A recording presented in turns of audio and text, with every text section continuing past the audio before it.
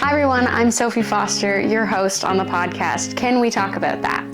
The podcast where we break down gender-based violence in our everyday lives. Before we get into today's conversation, I just want to put a little note that if anything comes up that's maybe upsetting to you, feel free to pause the episode or just come back to it a little bit later. We do want you to take care of yourself while you're watching or listening. And if anything in this episode maybe brought something up for you, or you need some help or someone to talk to, please consider calling the Domestic Abuse Services crisis line. Their toll-free number is 1-800-265-1938. It's a free, confidential, and 24/7 crisis hotline. We do just want to give a big thank you to the funder of this project. It is the Ontario Trillium Fund. They were able to give us a seed grant to start this public education program. Another note is our guest today is Brenda Boswell, and we'll be talking about the history of the services for gender-based violence that we have in our community, and kind of where we started and where we are now. But we do mention a woman named Lee Lakeman quite a few times, as she was the backbone of this movement in Oxford County. Lee Lakeman opened up her house, her own home that she lived in, to start the shelter, which was at the time called Women's Emergency Shelter and is now known today as DASO.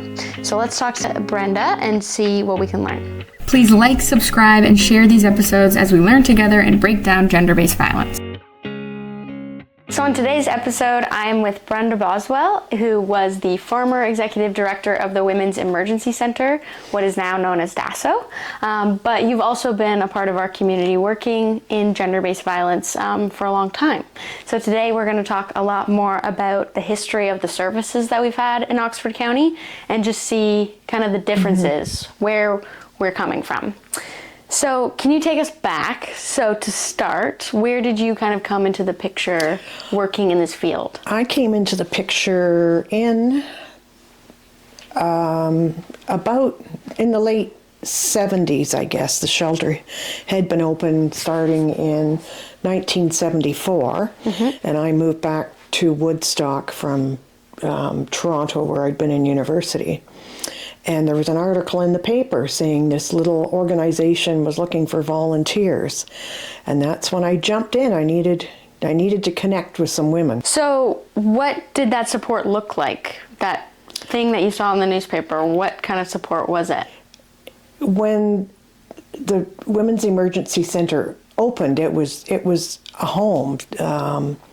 Literally someone's home, and when I got involved, they'd been able to get a grant to buy some money, and that was on Hatch Street. So it was a home in a residential neighborhood, and it had been a nursing home for a little while, so there was some special modifications that were required, such as the fire system, and it was a house with a large dining room, large kitchen, a tiny office, and some rooms that were used as bedrooms. There was one large room that was full of bunk beds. And the support itself was really peer support. At the time, there were a couple of, 2 or 3 people who had LIP grants, which were very popular in the 70s, and they were paid, very modestly paid, but the staff were working basically as a cooperative team, and the rest was all volunteers, 24 hours. Wow. Staffed. So is it true that some volunteers stayed living at the house? No, they didn't live at the house. In the beginning, in Lee's own home, which was rented, she lived in the home. Okay, because it was her home, right? It was her rented home, yes.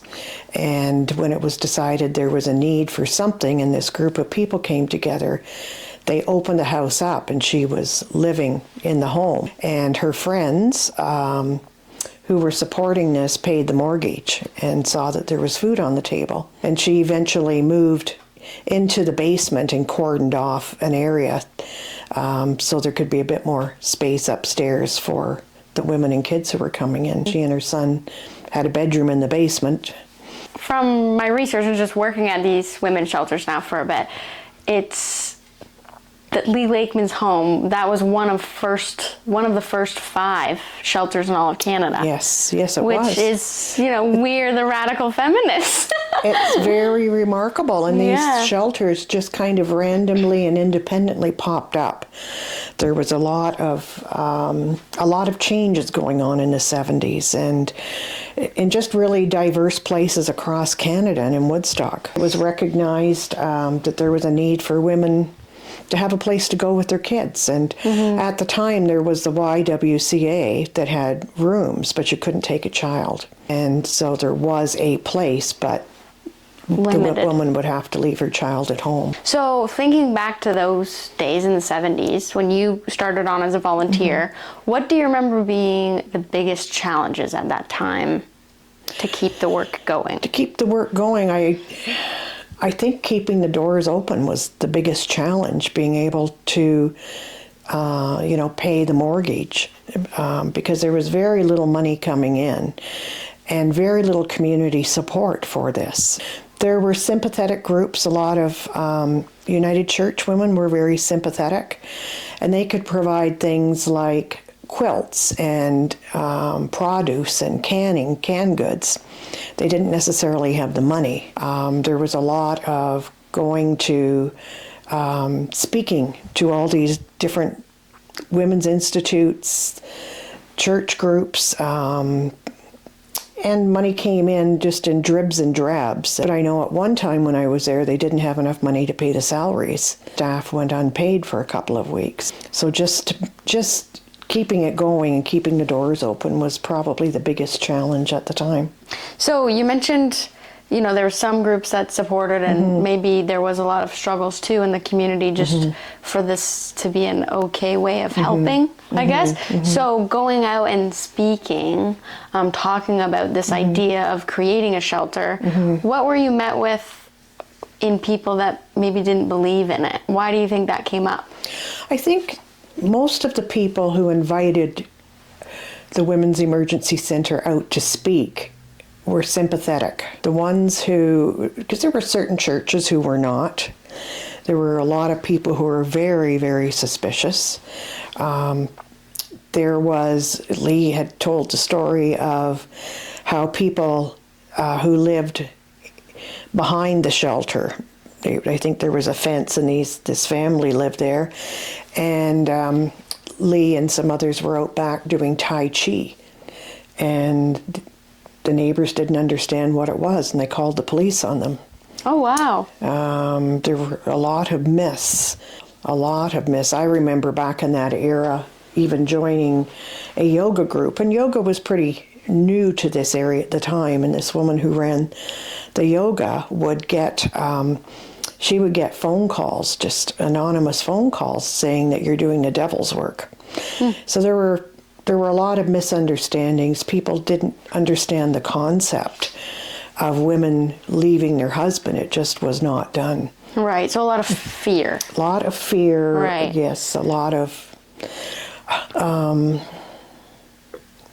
probably fear was about the biggest feeling that people experienced, and the fact that they were disrupting the social norms by women having a place to go. It was very controversial.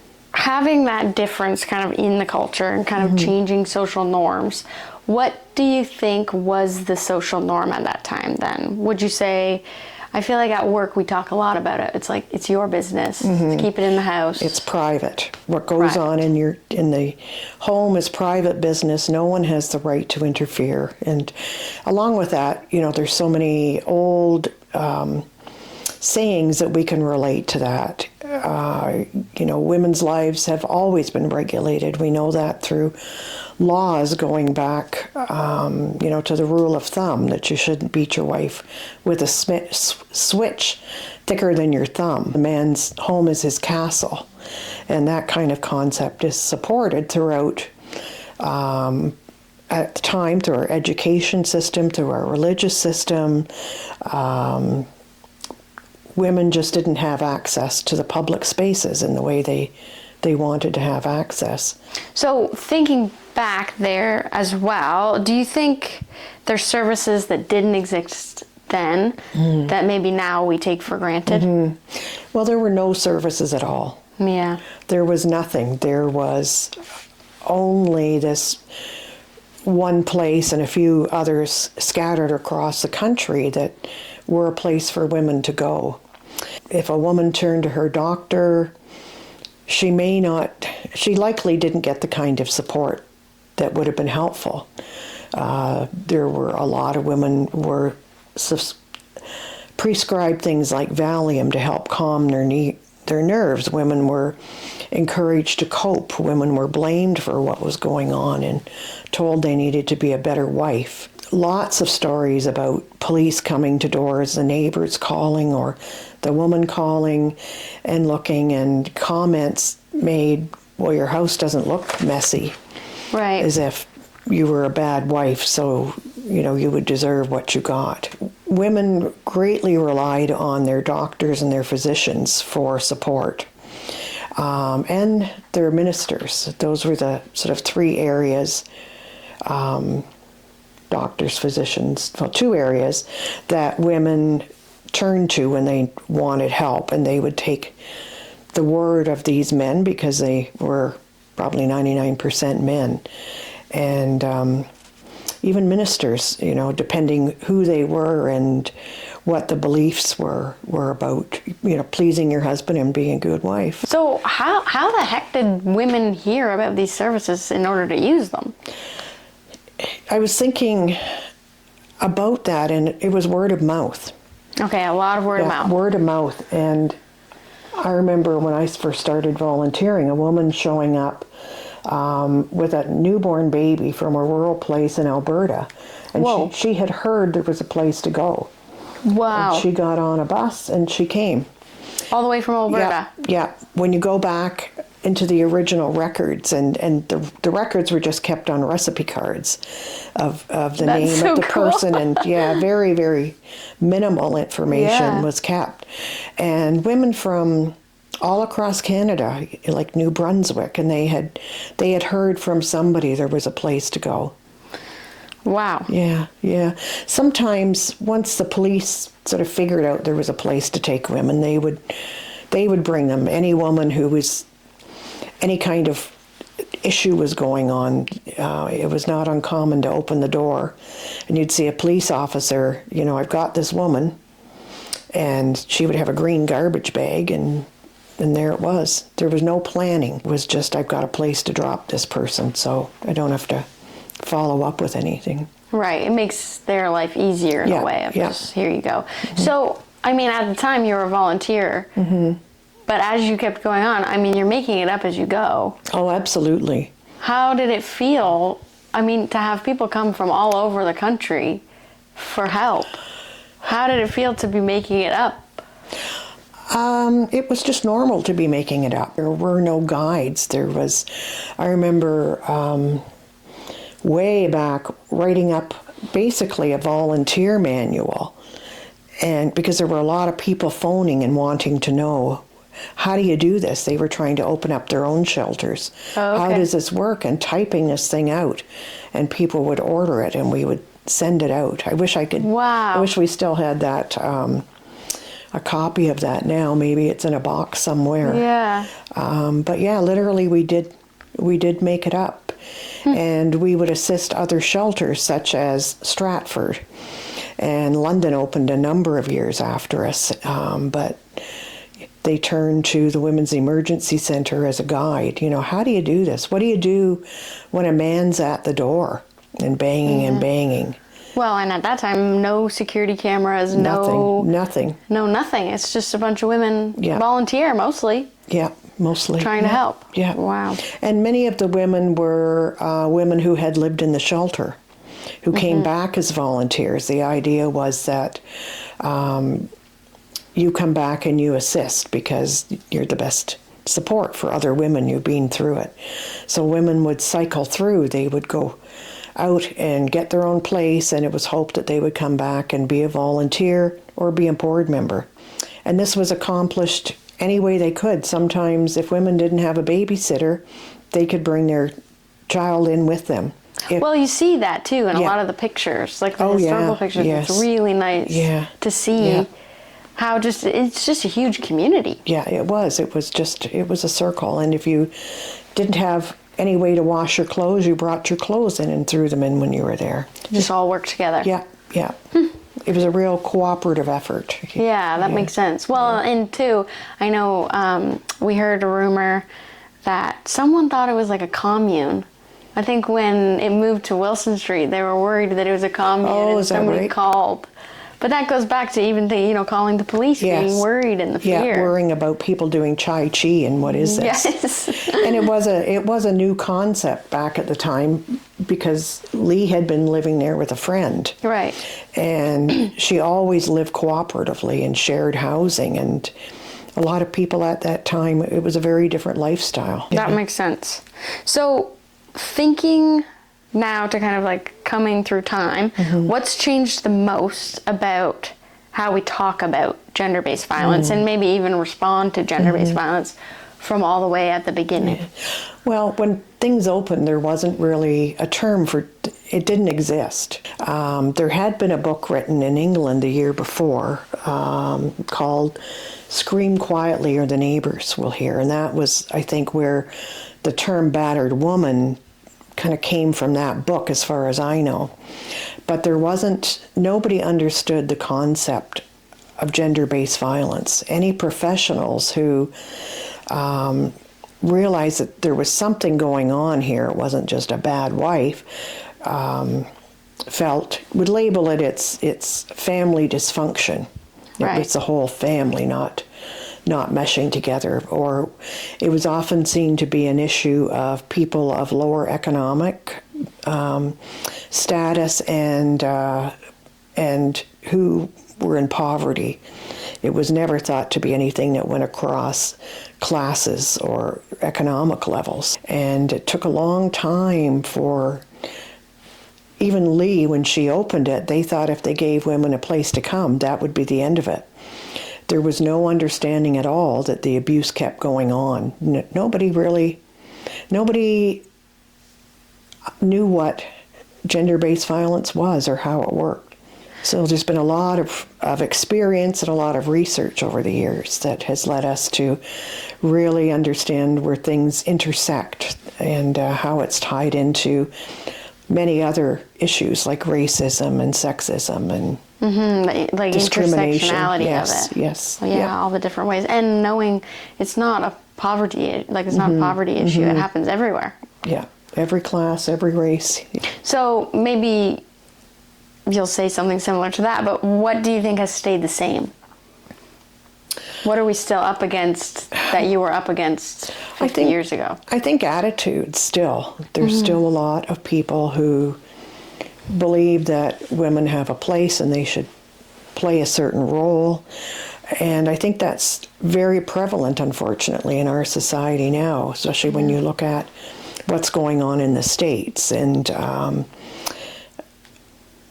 there's still large groupings of men, and they're not just all men, and unfortunately they tend to be people in power who believe they have special privileges and special rights and special access to women. And that is still going on in our world, unfortunately. Definitely see that. I mean, we're still here. We're still doing the work. Oh, yeah. And the work is not, I think when people went into it, they thought, oh, we can fix this, we can change things. But it sort of slowly realized this is not something that can be fixed in a generation. It's been around for many years. Centuries. Centuries, yes. Yeah. Since the beginning of time, likely. Okay, I love this question.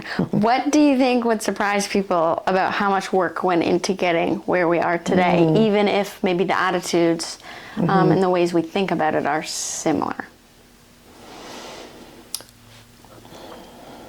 I think the amount of resistance and the dedication of people to make changes and to speak out, because that is really what has been needed to make things shift. And people putting themselves on the line. I remember a woman who was on the board in the earlier days whose husband had a more prominent job in the community, and she was on the board, but she didn't want it known publicly because she feared her husband might lose his job. And I can only imagine with some of the earlier volunteers and the things that went on, people not believing in their cause and what they were doing, that it was right. And I think there was a lot of personal sacrifice that went on. Yeah, that's especially if it was a lot of survivors working within to come back and volunteer and helping other survivors. That's a lot of personal sacrifice. Yeah, and I think, seeing how many issues there were within social services that worked against women leaving.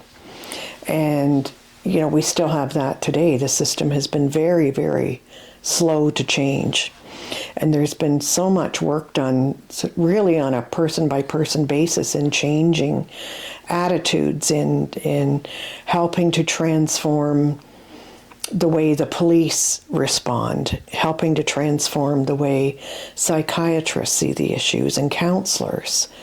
Because there's been some real damage done by people, even in the clergy, but people, acting as supports, but working their way through to give different messages. Is there maybe a moment or story that sticks with you for your why? Or something that reminds you of why this matters, why you care about it? There's so many moments over the years. I guess one moment that I will not forget was the murder of Sandra Schott. And Sandra, it was one of those times, and often you hear things on the news, this is happening, and you know what the other part of the story is. You're just kind of waiting for people to catch up and go, oh yeah. Sandra had been an employee of Woodingford Lodge, and my mother was there. And she worked in the Alzheimer's unit where my mother was, so I was familiar with her. She was a caretaker for my mother. And the day that story came on that she was missing and her front door was wide open and the kids were still in the house. Wow. We all knew. And then it came out. Didn't take very long for them to find the burnt out car with Sandra and her husband in it. And that one really, I think, was a moment in time, when it was so very close. Because I had just, seen her recently. She was somebody, I remembered her. Some people in the Alzheimer's unit needed help eating. And she would be on her little stool or with wheels and scoot from one to the other, feeding and just helping people through every day. And then she was gone, and that really affected so many other women in the community and so many women she worked with as well. Yeah. Yeah. Yeah, it's a huge story in our county that it's not forgotten, but it lives on. Even in the newer generations that are getting into this work. So for the next generations kind of coming into this, the problem's not solved. No. We've made headway, but we've still got a long ways to go. There is, yes. What advice maybe do you have for this next group coming in and trying to make a difference? Well, I think understanding where women have come from, that this isn't just, oh yeah, it's okay, we've got these things in place. We need to understand the changes that have happened, but also the changes that need to happen.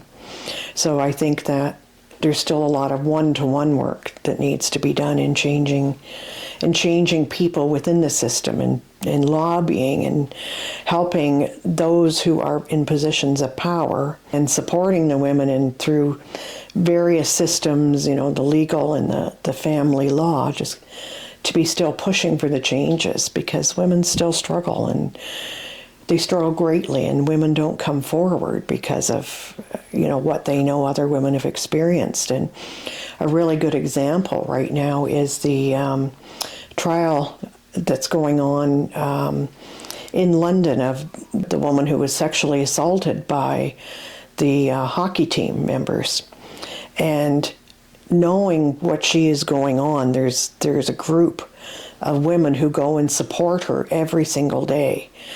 And what she is being put through, and over and over by different lawyers, is absolutely horrendous. And I believe this is the second round of this trial. And you think, how can this still go on? The way women are treated when they come forward and seek justice. It's awful. Yeah. And there's so many of us, like, as women, many, if not all of us, know people in our lives that have struggled with this and haven't come forward. Yeah, yeah. And having the system make it harder for you as a victim doesn't help anything. No. So I think that's definitely something that we need to keep working on.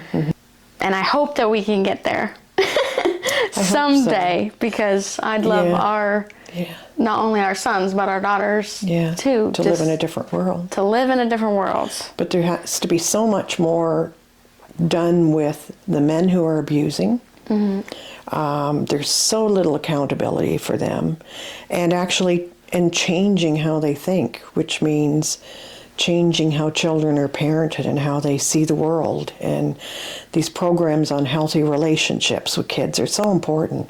But the programs that work on, I've just started volunteering with Caring Dads, not volunteering, working with it. And the work is so important to help men understand how they are affecting their kids, and hopefully that they eventually get some change so their kids don't grow up to think this is normal in a relationship. Well, and it doesn't have to be that way. No. There's a way, it would be better for those men as well. Absolutely. They'd have deeper relationships with their families and their kids. Yes. And, Yeah. So, okay, maybe coming to the end of our episode here, what, if someone was listening to this and just learning about all of this history in our community, what are you really hoping they take away? I'm hoping they come to realize that the work isn't done, that women have done a tremendous amount to get us to where we are, and some men as well. There have been men involved with this movement, and some men who are doing really great work. But I hope they understand that it's not done, that there's so much more, and we've got a long way to go. We definitely do. Yeah. And I'm hoping that they join along with us, because we need everyone to kind of care about this issue and talk about this, because it's everywhere.